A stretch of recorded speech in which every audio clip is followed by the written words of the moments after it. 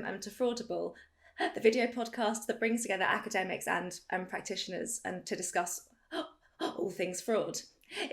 In this episode, we're going to be discussing fraud and data, and I'm delighted to be joined by academic and Professor Mark Button and practitioner Peter Barron. Gentlemen, thank you for joining me today. Mark, would you mind giving an introduction into your work, please? Yeah, sure. I'm Professor Mark Button from Oxford University. I'm co-director of the Centre for Cybercrime and Economic Crime. Before that, I ran the Centre for Counter-Fraud Studies since 2010. And I've done lots of research over the years on different aspects of fraud, from victims, the offenders, to the prevention of it, among many others. Excellent, thank you very much. And Peter, same to you, please. Yeah, I'm a retired Detective Chief Superintendent from the Met. I suppose I wear two hats at the moment. One of them is I work for a fintech, which basically verifies the data that businesses rely upon to make better business decisions. So effectively ensuring that you're not actually doing business with oligarchs or members of certain parliaments, which you would not want to do. And what is very evident is that the quality of the source data out there is very variable indeed. Mm-hmm. My other hat is that I lead a project on fraud reduction and prevention for the Mayor's Office for Policing and Crime, MOPAC, in London. And I suppose potentially controversially, I work with a reformed fraudster who gives us a genuinely unique insight into the tradecraft and methodology of fraudsters, which even after 30 years as a cop, I've got to say, my eyes have been opened. Mm-hmm. So, yeah. Excellent, thank you very much. So if we think about data, then obviously as a topic, it's very, very broad. But Peter, you were saying about how the source data that you often are working with isn't the most reliable. And can you go into more detail about that? Sure. There's a very lucrative market out there for data resellers, if you like, and they repackage what is to a very large extent publicly available information. Some on payment, some not. But when you actually dig into the quality of that data, you may not be surprised to find that. And I know the problems at Companies House are well documented, but you find people listed as active directors who in fact died or retired 10 plus years ago, and other people who've been in post for 10 plus years, but are nowhere to be seen. So, if you're trying to do effective due diligence and satisfy your money laundering regulation obligations, very difficult with data as flaky as that. And who's ultimately responsible for this then? Because I've worked with some solutions providers in the space before as a practitioner, and there are some companies out there who actively will say in their contracts that they are not obliged to verify the accuracy of that data. So if you think that if they're providing that data as a service, who's ultimately liable then to ensure that that data is up to date and accurate? Well, I think that, if you're satisfied with perfunctory due diligence, then you could say there's not a problem because you're ticking the boxes. But it's if you actually want to make better decisions. If you're genuinely interested in dealing with the cause and not the effect, then some people would do better than just accept what it looks like on the surface and do a little bit of digging. I mean, I think the company I work for, Transaction 360, is they're the only people who actually verify the data before they actually pass it on. So I appreciate what you're saying about that. There's lots of others out there who've got this wonderful little paragraph which says, yes, of course, we're giving you this data and we're charging you for it. And we're charging you some quite serious amounts of money. But by the way, we can't guarantee its accuracy. Yeah, okay. Any thoughts on that, Mark, from an academic perspective? Yes. I mean, I think, one of the problems we have here is it's kind of, it's probably extreme to say a Wild West type market, but it's a market that clearly, in my view, needs more control, because ultimately data, good quality data, is the key to preventing large numbers of different types of frauds. Having that quality data is therefore really essential. And I think this is the kind of area where I think, the government should regulate more. And so, this is just one of many areas where we have kind of products on the market claimed to be, magic in preventing fraud, of which there is very little evidence to prove that. If we look at traditional crime prevention, there's a whole body of research, there's a whole series of marks that the police and the government have created, secured by design, etc., which give, endorsements to, good quality products and services. And I just feel sorry for many kind of organizations out there trying to negotiate this market, where they're confronted with lots and lots of sellers. They probably know very little about fraud, and they just, probably are driven a lot by price. And the upshot of the consequences of this market is more fraud ultimately. So I think it is one of those areas, and I think we need to be, obviously, governments rightly should be, reluctant to intervene and regulate markets. But I do think some form of intervention is required in this area to kind of make this area a much stronger, contributor towards fraud prevention. I agree, and I would add to that the emergence of AI, and I'm certainly no expert on AI whatsoever, but people will place a great deal of faith in anything which has been through AI. People will say, "Oh, it's AI, you've created this, so therefore it must be a good quality decision." Well, one of the ways you could describe as AI is that it does what humans do, but it just does it faster. So if the source data you're relying upon to feed into the AI machine is fundamentally flawed, all you're going to do is make wrong decisions, but make them faster. So, yeah, even more need to actually ensure that what you're actually using in the first place is reliable. Absolutely. And I think that there's also the issue with how the data is interpreted as well. And I think that can help to influence business and decisions, but the way that different people within a business can interpret that information can ultimately lead to unfavourable decisions being made. So from my perspective, there's a need for everyone within the business, all of the key stakeholders and decision makers, to have at least a very basic understanding of fraud, because if you show people who don't have the basic understanding all of this fraud data, even if you were, and to simplify it and to try to make it easily comprehensible, they may interpret it in a way that doesn't actually help the business. Yeah, no, I think that's very true. The levels of understanding out there.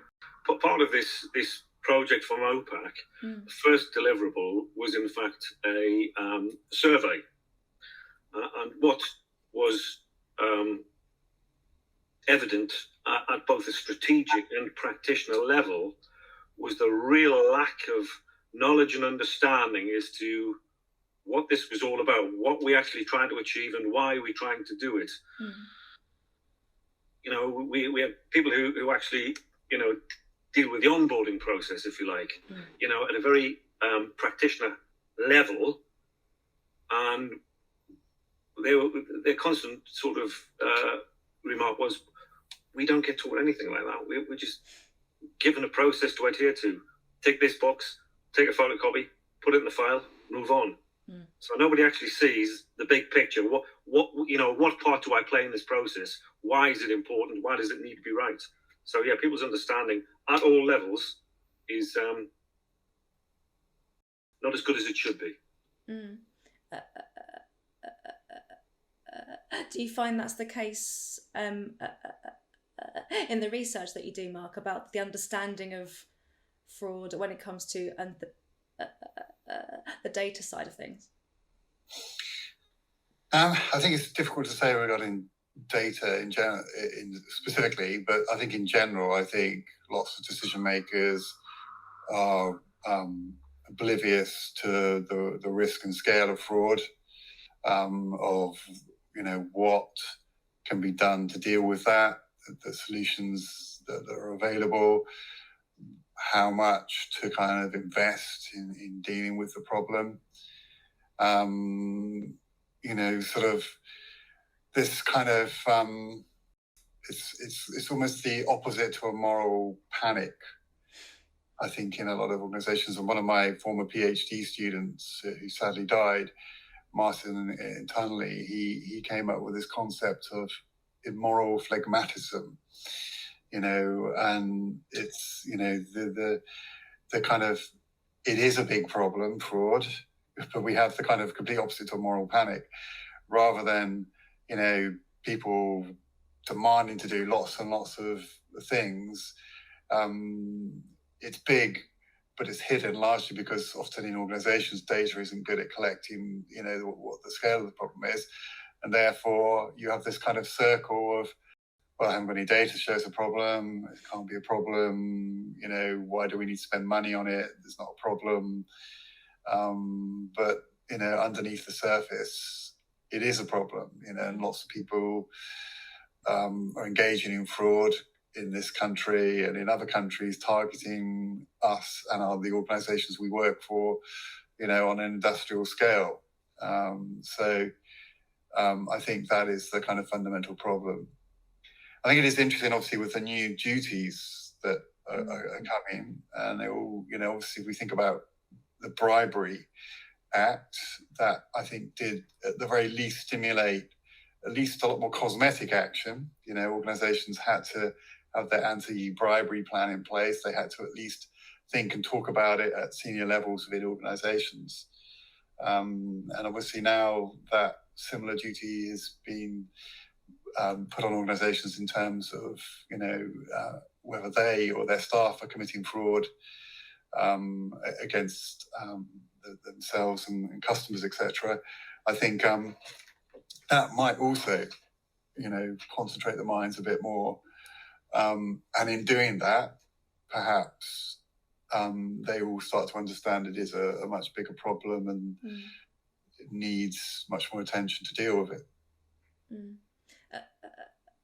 Do you find that people will only start to take it seriously and act on it when there's a really large incident? So for example, with the post office scandal, that should have been dealt with years and years ago, but as a result of the TV drama, now it's conjured up lots of media attention, and even though it hasn't been resolved yet, it's that sort of public sort of anger and towards it? And do you think that we almost need something like that to happen in order for it to be tackled properly? I think drama certainly help, but I think there's something about fraud, because think back to the 2008 financial crisis. I mean, the biggest recession since the 1930s, huge economic damage. That was caused largely by subprime mortgage fraud in America. Now what bigger, scandal stroke problem can you have? There's something that tips the whole world into a recession and causes huge economic damage. Now, obviously, in the immediate aftermath, there was lots of talk about, dealing with these problems, but have we really dealt with that? I'm sure I was reading in one of the newspapers at the weekend, there was some talk of the next scandal is not far away. And we seem to go around in circles. So perhaps we need a drama that kind of exposes, greedy traders discussing how they diced up dodgy debts, and the kind of the people at the forefront selling these dodgy mortgages. Perhaps we need a kind of really good drama about that to kind of shock people into, my goodness, was that really going on? I wonder if that's it. Obviously it isn't ideal that the society that we live in sort of relies on those media outputs, because obviously they might not be accurate either, but I feel like that's often the way to sort of get enough emphasis placed on the certain problems, I guess.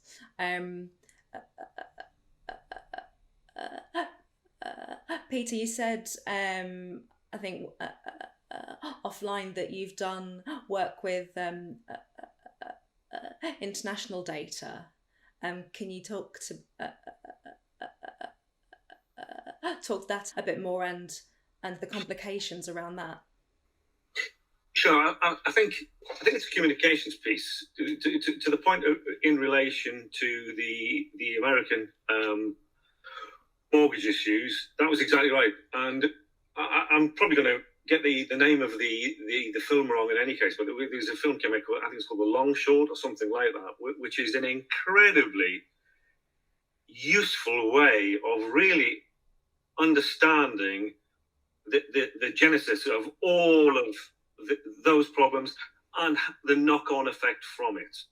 But as fraud changes, it's not something which sits still. Fraud changes and evolves, and the reality of the situation, as far as fraud in the UK is concerned, there's the vast majority is cyber-enabled to some extent, in one way or another. Many fraudsters are sitting well outside of the UK. They're in countries with whom we do not even have cordial relations, let alone extradition treaties. And when, the result is there are very, very few investigative opportunities to do very much about that at all.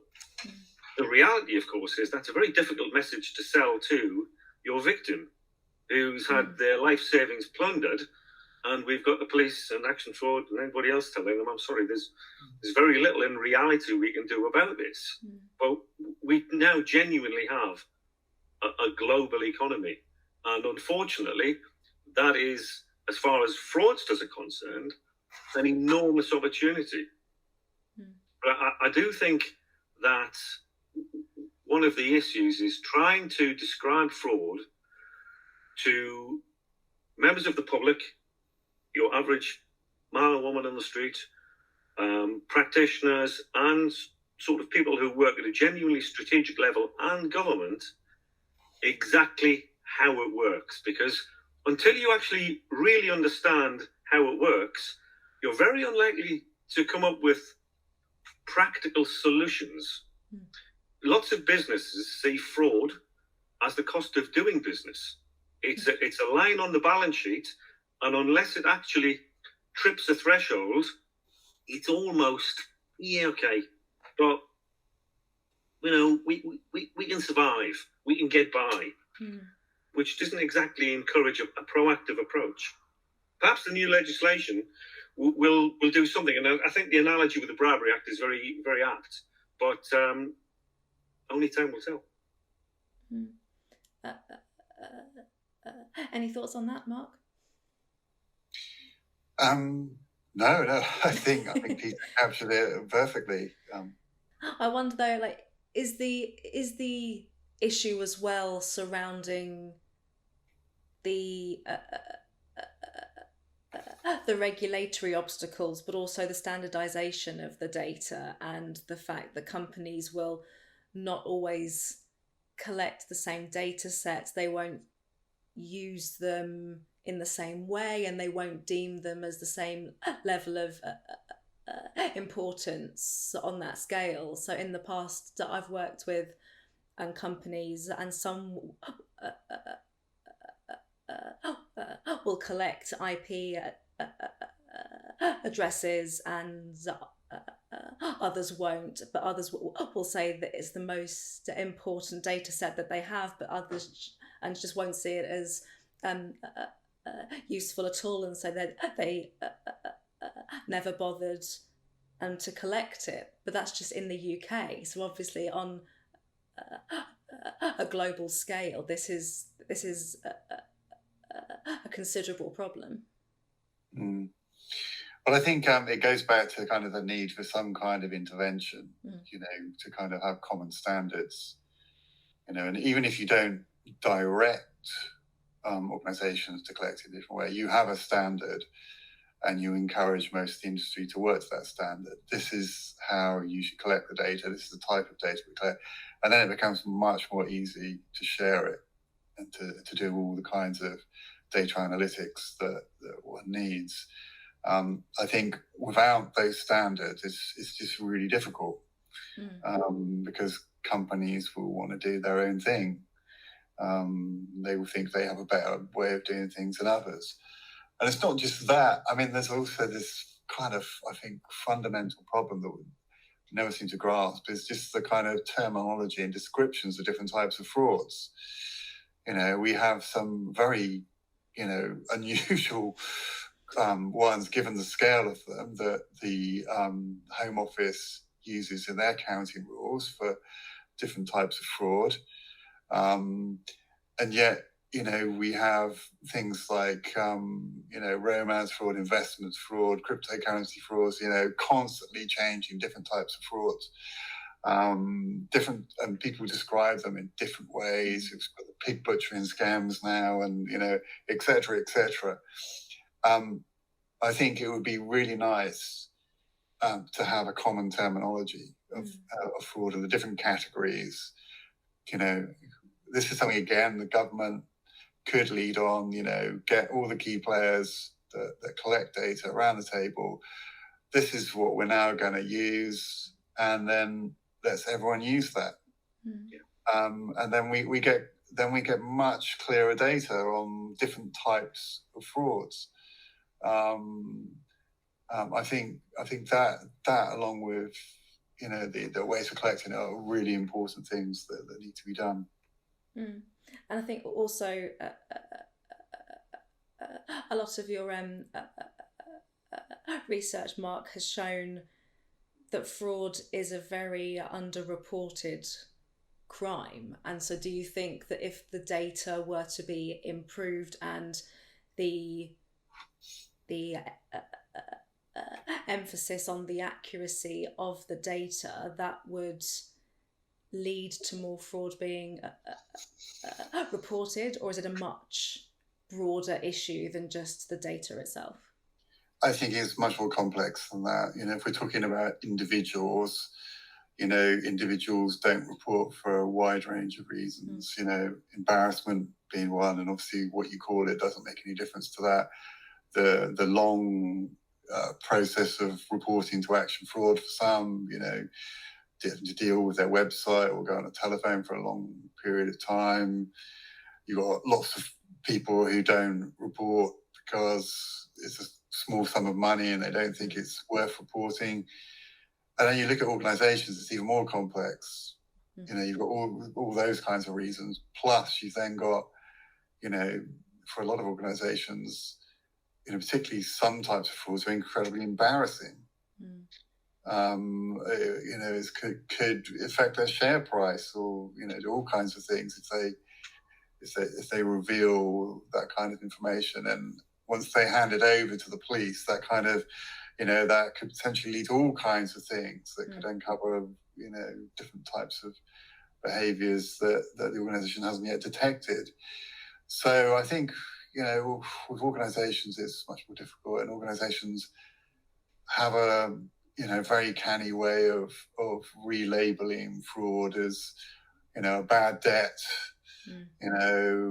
kind of an overspend, all kinds of innovative ways like that. So I think there's always going to be a problem with getting reported frauds from individuals and organizations. Any thoughts on that, Peter? As somebody who's struggled and argued with the Home Office for many years regarding accounting rules, I feel your pain. ONS, obviously, they report recorded crime, and you've got the British Crime Survey, which sits as the sort of the alternative view, massively underreported for all the reasons Mark's already mentioned.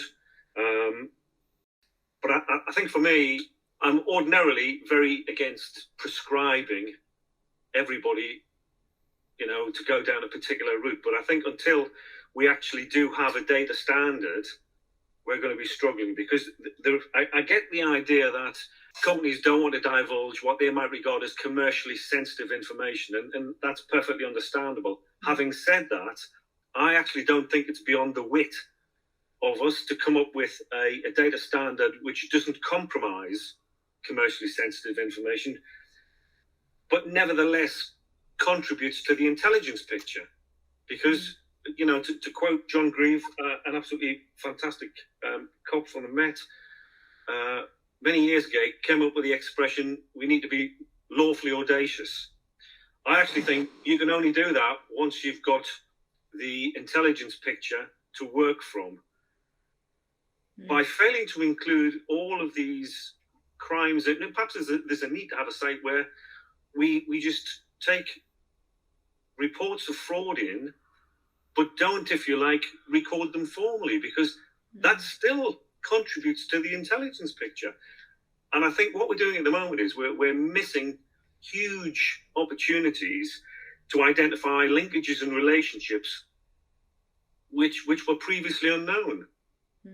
But I do think there are a few key missing pieces of that jigsaw which are within our grasp, should we take a different approach.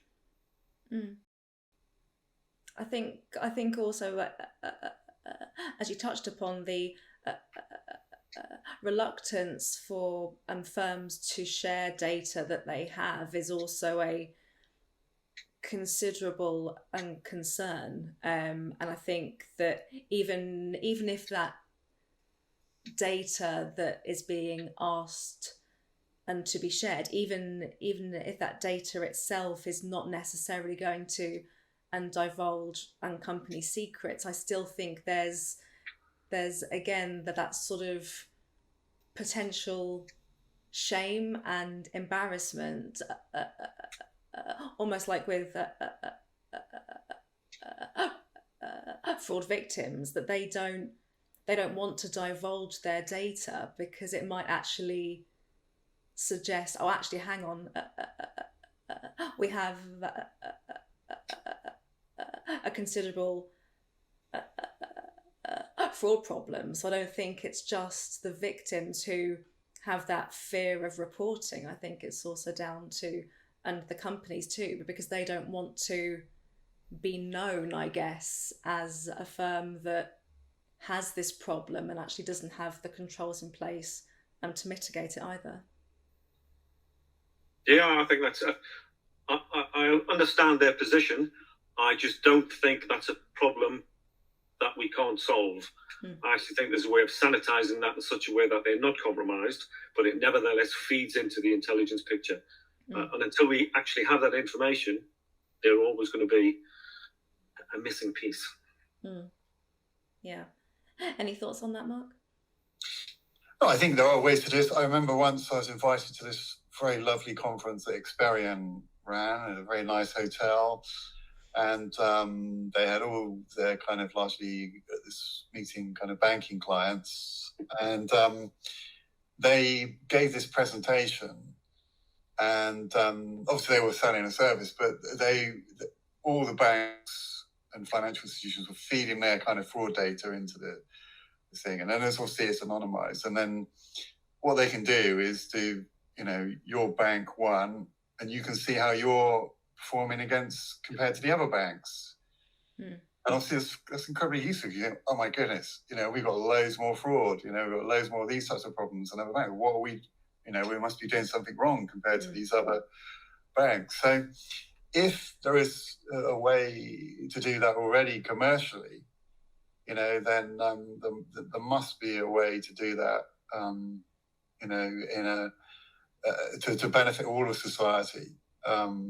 By having those same, and obviously Experian must have common standards that they require of their clients, that they enables them to do that. So I think it is possible. It just requires will and determination by key individuals at the top to kind of push it.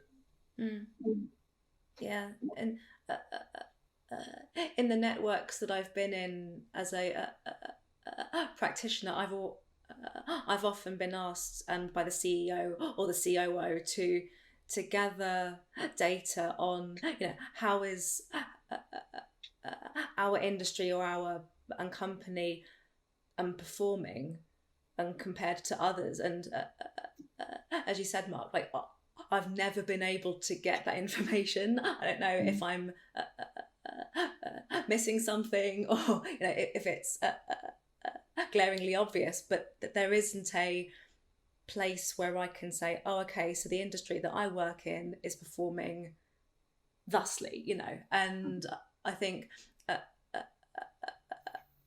you need to have a data bank where every single company is able and to feed that information in, because obviously there are certain organisations that have excellent fraud data, but they don't have every single company, so you can only take that information so far. And then I guess you get onto the discussion of, is having some data better than no data? But if that data is arguably incomplete, then is that a better picture than no picture at all? I think it's better than no picture at all, but you have to kind of treat it with a pinch of salt, I think. I think organizations need to understand, the nature of their problem. You can never develop a strategy if you don't know the nature of your problem. So the more you understand about it, the better the strategy you can develop to deal with that. So that's just plain common sense. So having something is better than nothing, but ideally you need to find the bigger picture. Okay, so let me finish this episode off then by asking you, Mark, so what can academics learn from practitioners in the fraud space with regards to fraud data specifically? Well, I mean, academics can learn lots. So, sort of people always assume academics are kind of at the forefront of knowledge, and they are in some areas, but in lots of areas they're not. So I don't know, and I think this is an area where I'm one of a handful of academics that take an interest in this area. So I think there's lots that myself and other colleagues can learn. From the data that's gathered to how you analyze it, to the types of AI you used, et cetera, et cetera. So lots and lots is the answer. Excellent, thank you. And same to you, Peter. So what can practitioners learn from academics in this space? Yeah, I'd be surprised to hear. I agree wholeheartedly. It needs to be, a hand in glove approach. Just using, either academics or practitioners is not going to work. Whatever tactics are put in place at a practitioner level need to be capable of withstanding scrutiny. Whatever processes we agree on, I suspect that if we ever did come up with a data standard, it would need to be academically reviewed and it would need to hold water. And I appreciate that's not something which can be done overnight, but it needs to be credible. Yeah. Backing it up with genuine academic research takes you a long way down that path. So yeah, certainly. Excellent, thank you very much both. So I'm afraid that's all that we have and time for on this episode. I'd like to thank both Peter and Mark for joining me today and to discuss fraud and data, and thank you, gents. My name is Claire Maillet and this is Fraudible.